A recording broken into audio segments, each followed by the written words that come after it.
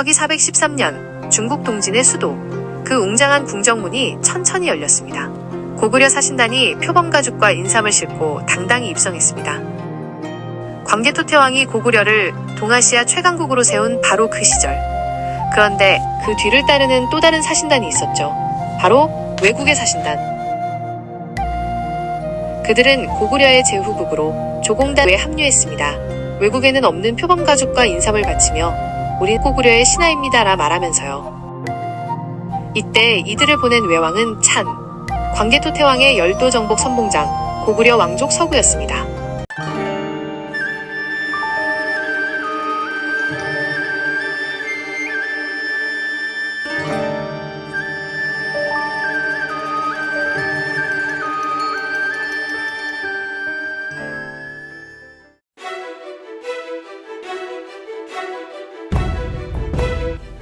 (400년) 한반도 남부의 불길이 일었습니다.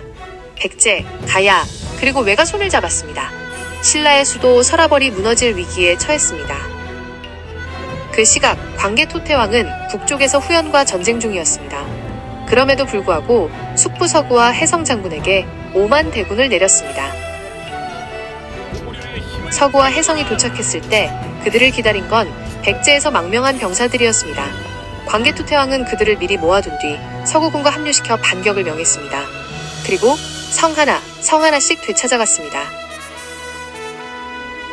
서라벌이 회복되자 광개토태왕은 즉시 방향을 돌렸습니다. 이제 바다를 건너라, 열도를 정벌하라. 그 명령과 함께 고구려 수군이 대마도로 향했습니다. 임나가라의 해상기지를 구축하고 개마무사들이 규슈를 향해 진격했습니다. 열도의 야마토군은 감히 맞설 수 없었습니다. 광개토태왕은 규슈 일대를 완전히 평정했습니다. 이후에도 임나, 알라, 가락 등 남방의 세력들이 줄줄이 사신을 보냈죠.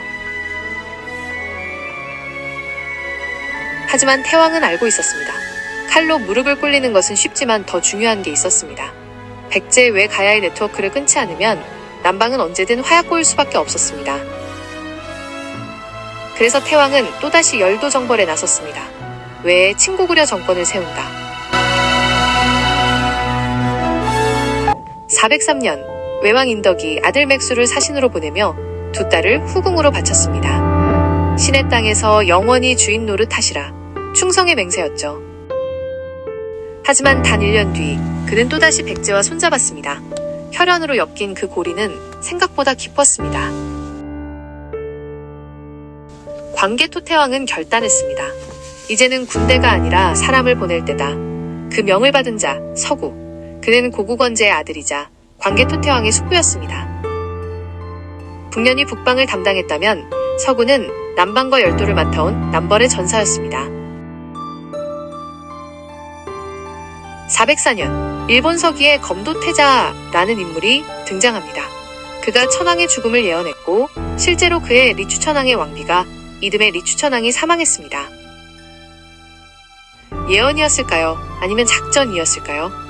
405년 외는 이미 고구려 손에 들어왔습니다. 서구는 고국으로 돌아와 태왕에게 모든 과정을 보고했죠. 2개월 후 백제에서도 폭풍이 일었습니다. 해씨, 목씨 등 친고구려 세력이 아신왕을 시해했습니다. 왕위 계승이 꼬이자 일본에 있던 전지태자가 귀국해 즉위했죠. 백제와 외 두 나라에서 같은 시기에 일어난 정권 교체. 이건 단순한 우연이 아니었습니다. 광개토태왕의 레짐 체인지, 국가를 통째로 바꾸는 전략이었습니다. 이 당시 즉위한 외의 천황 이름은 한세희. 뜻은 반정, 이전의 백제계 정권을 뒤엎은 고구려계 천황의 즉위를 뜻했죠. 광개토태왕이 붕어한 다음에 413년 외왕차는 고구려를 따라 동진에 입주했습니다. 266년 히미코 여왕이 서진에 사신을 보낸 이후 무려 140여 년 만에 국제무대에 복귀한 사건이었습니다. 이후 외왕차는 두 차례 더 조공을 보내며 국제질서에 편입됐습니다. 그가 죽자 또 다른 고구려 왕족이 외로 건너가 즉위했습니다. 외왕진. 하지만 443년 신라와 백제 동맹이 성립되면서 고구려계 세력은 약화됐습니다. 그들은 결국 열도에서 밀려났죠. 일본 천황의 존재들은 리추 천황 이전까지는 나이, 재위기간 모두 비현실적이었습니다. 사실상 여러 인물들을 조합한 가상의 인물들이었죠. 하지만 외왕 찬가진부터 시작되는 외오왕, 신화 속 천황에서 사서 속 역사로 그 출발점이 바로 광개토태왕의 열도 정벌이었습니다.